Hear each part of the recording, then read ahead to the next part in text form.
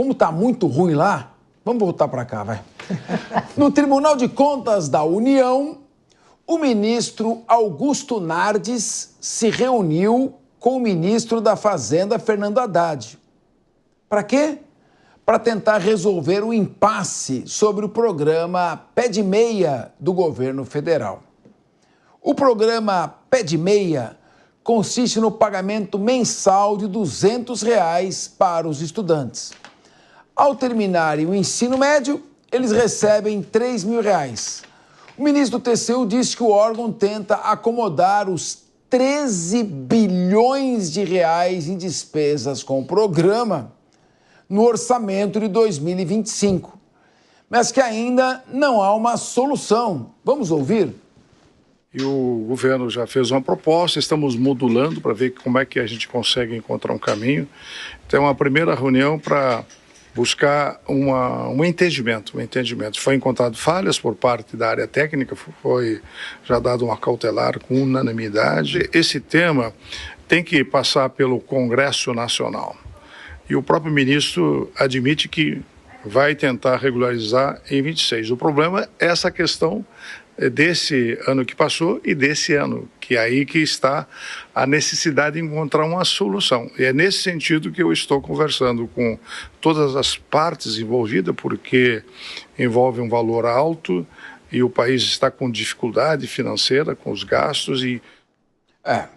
Claro que estamos falando agora da Lei de Responsabilidade Fiscal. Sérgio Zagarino, ninguém é contra fazer um pé de meia para o estudante do ensino médio. Ninguém é contra, desde que haja recurso. A impressão que eu tenho é que o governo pensa que a maquininha que fabrica dinheiro é mágica. A quantidade de notas emitidas pelo Tesouro Nacional reflete a economia. Senão, tem mais notas do que a economia. Isso gera inflação. Você não consegue comprar a mesma coisa com um número pequeno de notas. Então, eu pergunto a você, é pé de meia, é lei Rouanet, é emenda parlamentar? Não tem limite. Então, nós estamos falando, imagine o ano que vem, que é o ano eleitoral. Imagine o que pode acontecer. Enquanto isso, juros altíssimos.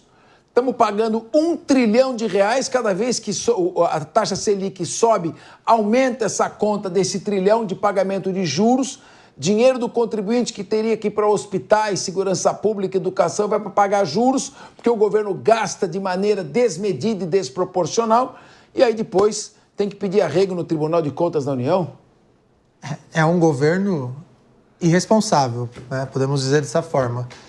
Pelo menos na questão fiscal, diante dessa irresponsabilidade, a ausência de austeridade fiscal, e não é estranho, porque a primeira medida que foi realizada foi acabar com o teto de gastos.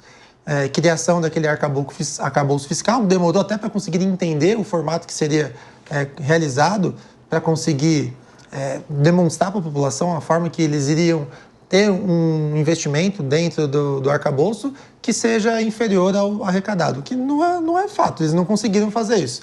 Mas, Fernando, você comentou que ninguém é contra o pé de meia. Olha, eu não posso dizer que eu sou contra, porque eu acho que a política pública a gente precisa agora enxergar os números dela, os resultados, mas eu tenho certeza que ela é uma política pública muito cara, que talvez nós tenhamos outras ferramentas para verificar essa mesma eficácia. Não me parece muito, podemos dizer, inteligente você falar assim, para manter um adolescente na escola, eu vou dar dinheiro para ele? Para reduzir a evasão escolar, eu vou dar dinheiro para essa pessoa? Talvez não seja esse o melhor caminho. Talvez seja o melhor caminho você dar melhores estruturas, você remunerar melhor os professores, você ter uma base e um vínculo da família para com o aluno ali naquela unidade escolar, você investir na tecnologia. A escola, a educação no formato Paulo Freire é muito chata. Desculpa os amantes de Paulo Freire, mas é chato. Você sentar lá e ficar ouvindo o professor 10 horas, será que hoje, com tanta tecnologia, a gente não consegue modificar, ter uma reforma nessa questão da educação e aí ser um atrativo maior para o jovem? Vou dar um exemplo nas universidades dos Estados Unidos.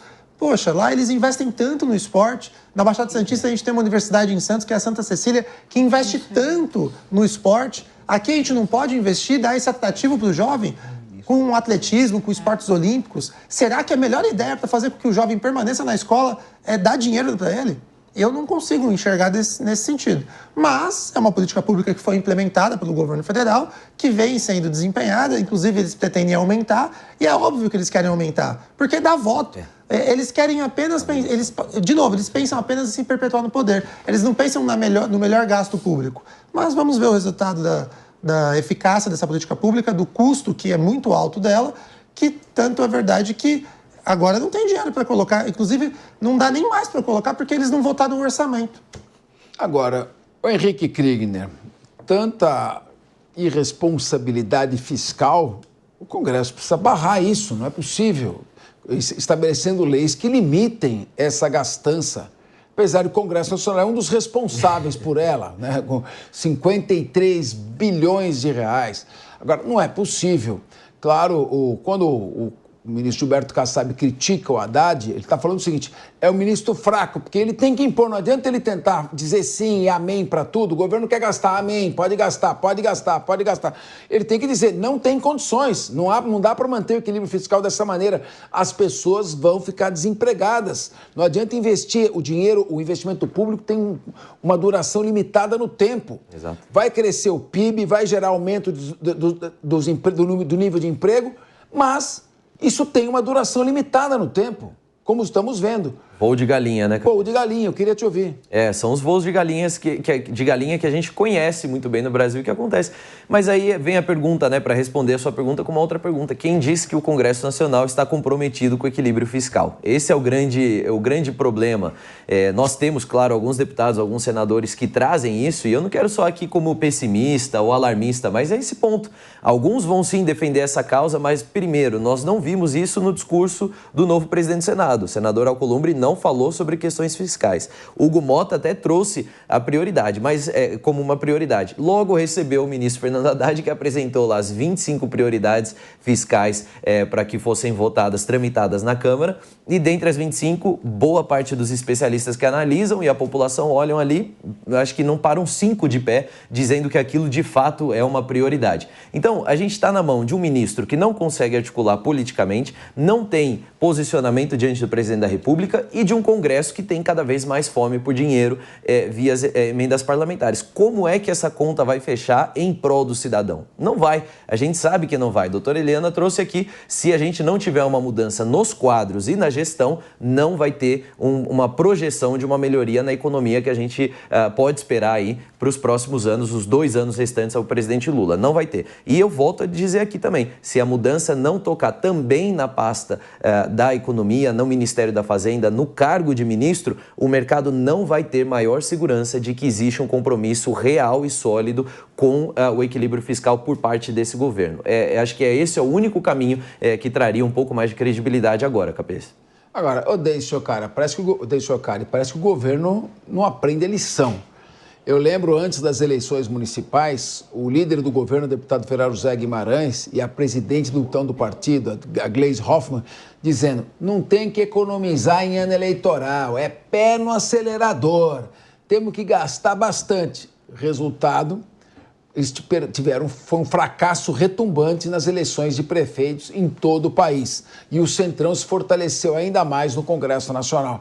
Parece que a população está percebendo que esse tipo de receita imediatista, seja para criar benefícios sociais de curta duração ou mesmo para conquistar voto, parece que não está mais iludindo o eleitor. Você sabe, Capês, que uma coisa que a gente fala muito assim, no Jornal da Manhã é justamente essa falta de previsibilidade desse governo a médio e longo prazo, né? Parece que tudo é feito para o curto prazo. E o que o Haddad está negociando agora com o TCU é justamente uma falta de uma execução planejada, né? Não planejou a distribuição dos recursos, nenhuma previsão orçamentária, né? Isso, obviamente, diz respeito à lei de responsabilidade fiscal.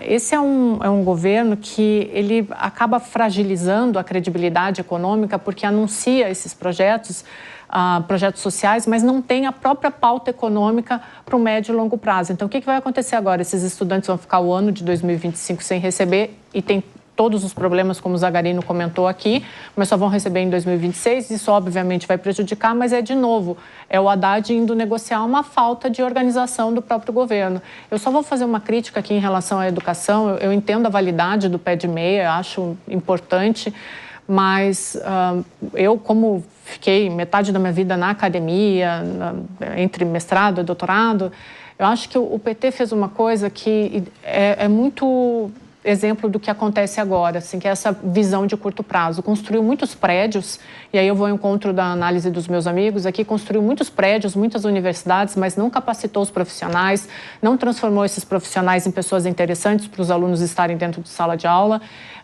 Eu fiz o meu doutorado revisando teses, né, para poder pagar o doutorado, então eu revisava teses de colega e eu via a deficiência que isso provocava. Então falta um projeto mais estruturante que comece na primeira infância para a educação no Brasil e não simplesmente construir prédio, colocar um monte de professor lá dentro sem capacitação. Então está tudo uma bagunça, é falta de execução orçamentária, no mínimo. Uma coisa não falta, né? Imaginação para criar programa e gastar dinheiro. Isso não falta.